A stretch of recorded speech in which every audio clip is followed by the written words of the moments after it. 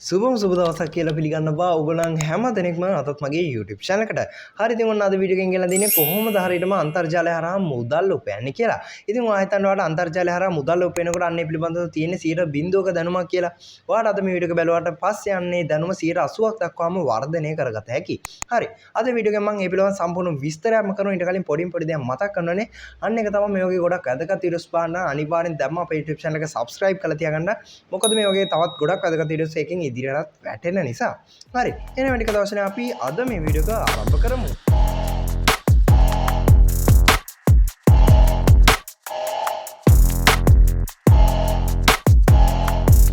ඉතින් ඔයාට හැම දෙයක්ම කරන්න සුදුසුකම් අවශ්‍ය වෙනවා.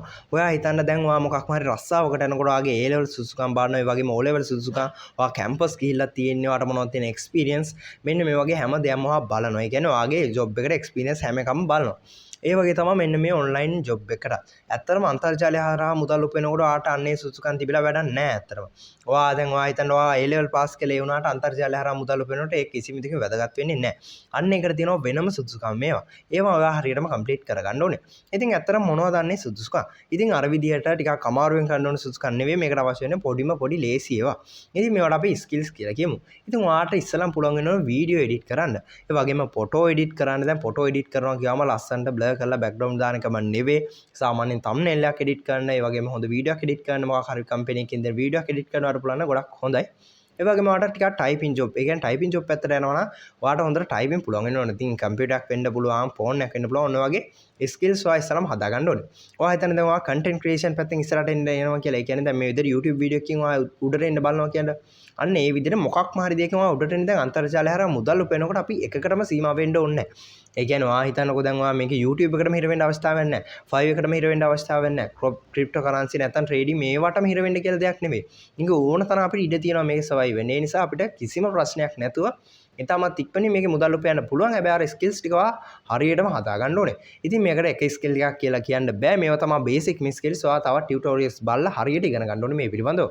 ඉතින් ඇත්තටම ඔයා කන්ටෙන්ට් ක්‍රියේෂන් පැත්තෙන් උඩට එන්න දඟලන කෙනෙක් නම් ඔයාට මම සපෝට් එකක් වශයෙන් වෙනම channel එකක් ක්‍රියේට් කරලා දිනවා. ඉතින් SL Live Academy කියන්නේ අනේ YouTube channel එක. ඔයාට දැනටම වීඩියෝ දාලා තියෙනවා. ඉතින් ඔයාට ඒවා ගිහලා බලලා ගොඩක් හොඳට දැනුම ලබා ගන්න පුළුවන්. බින්දු ඉඳන්ම අපි ඒක ඔයාලට හරියටම මේ පිළිබඳව කියලා දෙනවා. ඉතින් ඒ වගේම තමයි ඔයාලට තවත් දේවල් ඉගෙන ගන්න තියෙනවා. ඉතින් මේවා ටික දැන් ඔයා හිතනවාට Photoshop ඉගෙන ගන්න ඕන කියලා. මේ Photoshop කියන එක අනිවාර්යෙන්ම ඕනේ ඔන්ලයින් බිස්නස් එකට එනවා නම්. ඒක මොකද ගොඩක්ම මේ අවශ්‍යම දෙයක් සාමාන්‍ය Photoshop කියන්නේ. ඉතින් Photoshop පාට ඉගෙන ගන්න YouTube එකේ ඕන තරම් ටියුටෝරියල්ස් තියෙනවා. මම ඉදිරියේදී ගෙන්න බලාපොරොත්තු වෙනවා Photoshop පිළිබඳව ඔයාලට ගොඩක් හොඳ ටියුටෝරියල් කීපයක්. හරි. ඉතින් අන්න ඒ විදිහට මෙන්න මේ බේසික් ඔයා ස්කිල්ස් ටික ක්‍රියේට් කරගන්න ඕනේ නැත්නම් හදා ගන්න ඕනේ.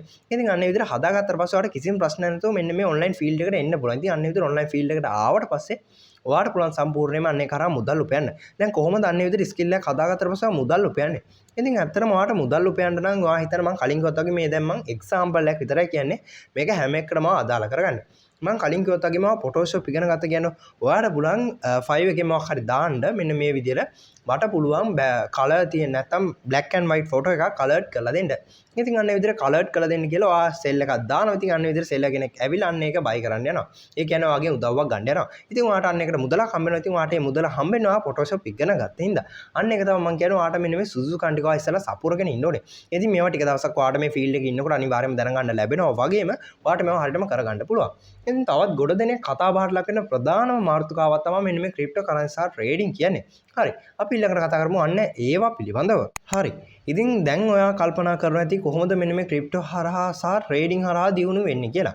ඉතින් ඔයා මේ වෙනකොට දකින්න ඇති YouTube එකේ ඕන තරම් ටියුටෝරියල්ස් තියෙනවා. මෙන්න මේ විදිහට ෆ්‍රී කෝසස් පව ගන්න පෙන්නනවා. ඉතින් ඒ වගේම මේගොල්ලන් ගොඩක් ඉක්මනින් දියුණු වෙනවා කියලාත් ඔයාට පෙන්නනවා.